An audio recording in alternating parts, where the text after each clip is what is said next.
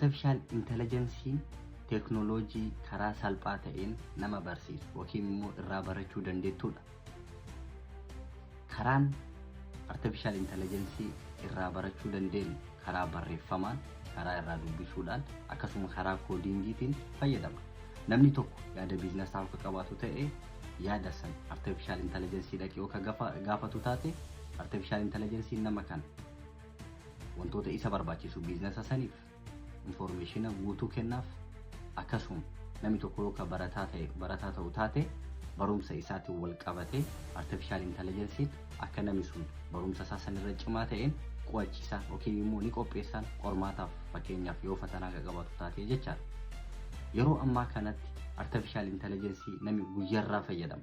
Artificial intelligence jechuun resource yookiin immoo qabeenya yookiin agartee wanta ilma idaa qabu kan keessa argatan yookiin immoo keessa argannu ta'a jechaadha. Kanaanis wal qabatee artificial intelligence barachuun kan asirraa jalqabama.